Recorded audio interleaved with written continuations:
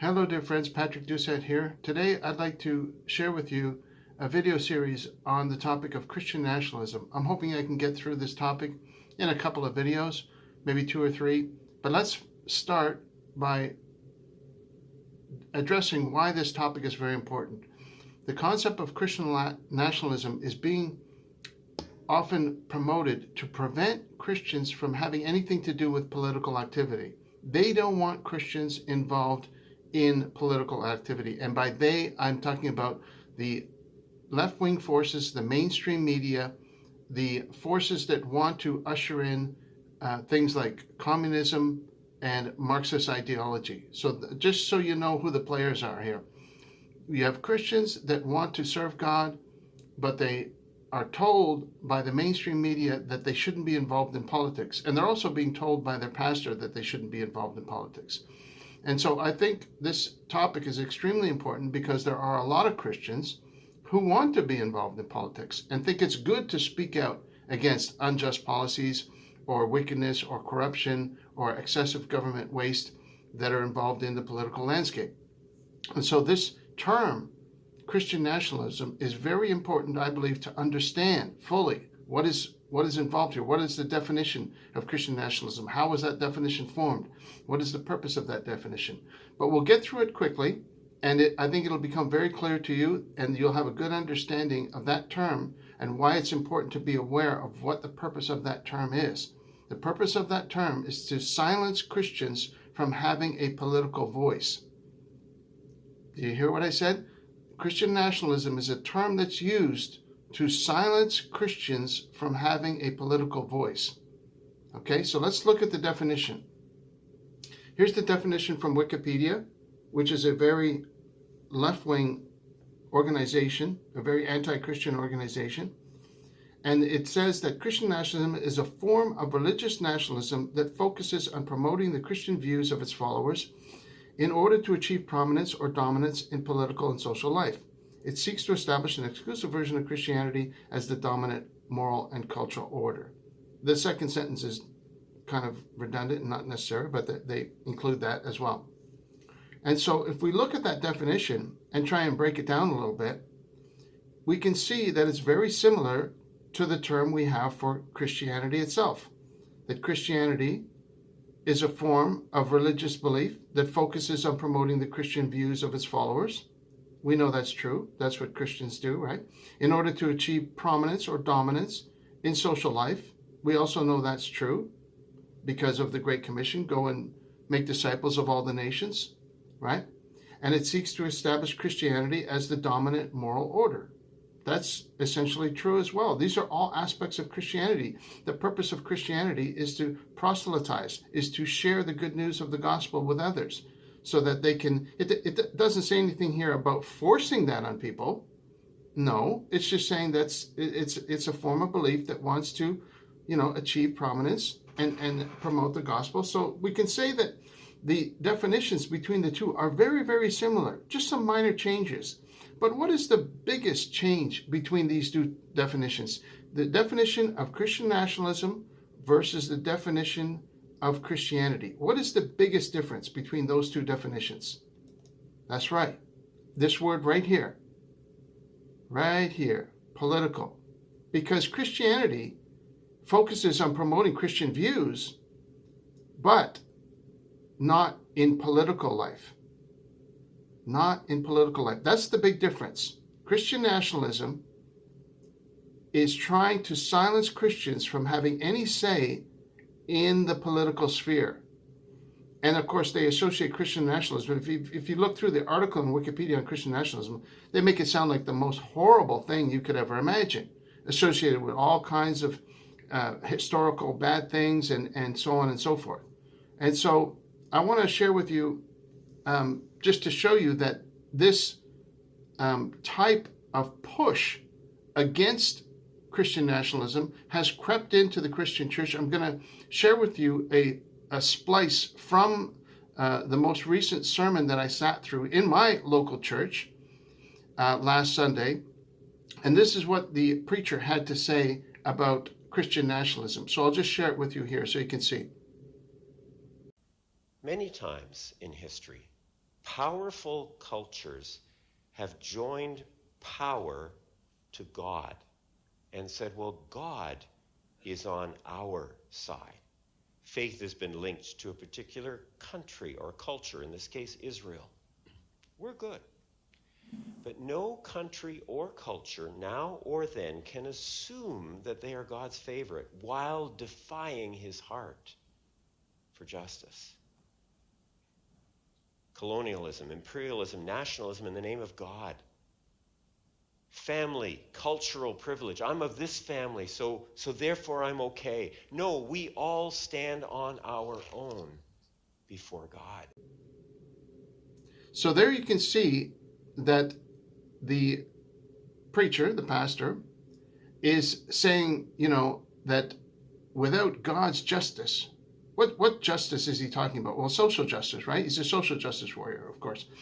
Without God's justice, these things like Christian nationalism and colonialism, thinking that God's on your side, oh, that's a terrible thing, you don't want to go there, right? You can see that this particular individual, this particular preacher, his mind is so polluted from watching mainstream media, from watching the CBC, a billion-dollar organization that sole purpose is to perpetuate the left-wing agenda of the Liberal Party of Canada and to benefit from the decay of Western society, essentially, is what they're trying to do. And so people feed on that. They feed on the mainstream media. They listen to the CBC, and they get these buzzwords planted in their mind. Where did this preacher get those buzzwords from? Christian nationalism and colonialism. He got them from the media. He didn't get them out of the Bible. He didn't get them from studying his Bible about go ye and to share the gospel with all the nations, or that the salvation of God is for all peoples and all nations, and how often the nation is mentioned in the Bible, both Old and New Testament, where God is for the nation of Israel to have them prosper and to do well. No, he didn't get it from the Bible. He got those buzzwords from the mainstream media that is telling him Christian nationalism is so bad, right? And that indoctrination has seeped into the Christian church. And so he's getting that information from the upper levels of the people that are teaching him as well. The Evangelical Council of Canada, that apparently represents 85% of the Christians in Canada, has adopted those left-wing ideologies, saying that, oh, colonialism is so bad and Christian nationalism is bad and we have to emphasize social justice. And, the leader of the Evangelical Council of Canada said that he's trying to come to terms with his whiteness. That should tell you a little bit about where his mindset is at, what his political views are. The overarching themes of most of the Christian churches in Canada have adopted left-wing ideology and have adopted this idea of social justice being more important than having any kind of political voice at all. You don't want to have a political voice. All you want to do is be involved in social justice. That's the message coming out of most pulpits today in Canada. And I believe that may be changing in the near future because there are recommendations in the upcoming 2025 Liberal budget that's going to be released that are suggesting that the charitable status be removed from any organization that wants to promote religion in its framework, in the framework of getting charitable status. If it's involved with promoting religion of any kind, that'll be removed.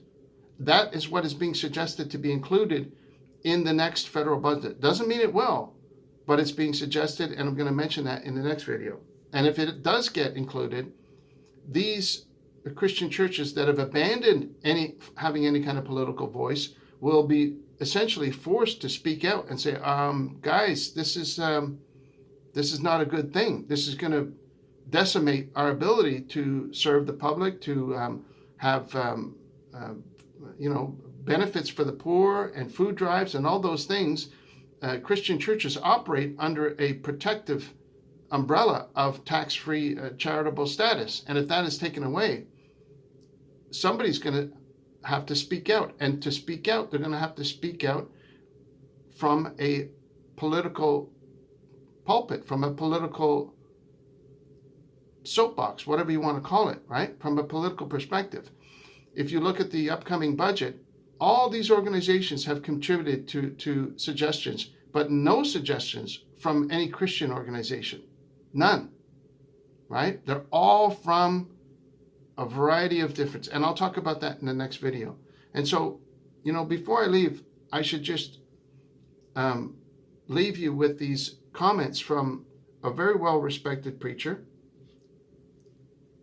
and that is the preacher of Charles Spurgeon.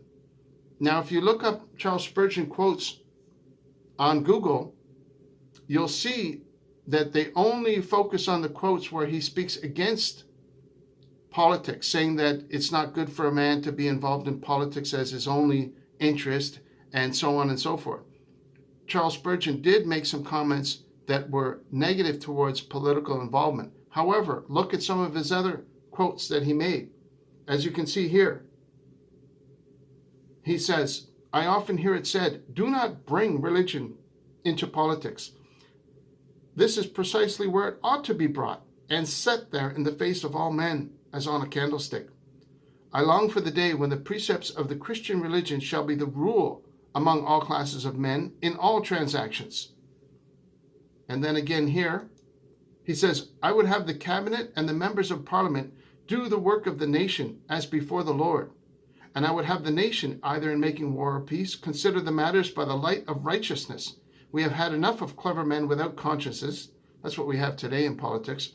"Let us now see what honest, God-fearing men will do."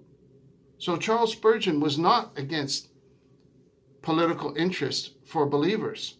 You can see there that he said that politics should precisely be brought and set there in the face of all men as on a candlestick, right? And so was Charles Spurgeon a Christian nationalist? No, he was just a Christian preacher. This term Christian nationalism is brought into the public eye, brought into the media, and perpetuated to try and silence Christians from having a voice. Keep that in mind. There is nothing wrong with a Christian speaking up against injustice in the political landscape. There's nothing wrong with that at all. Not to speak up is the wrong thing.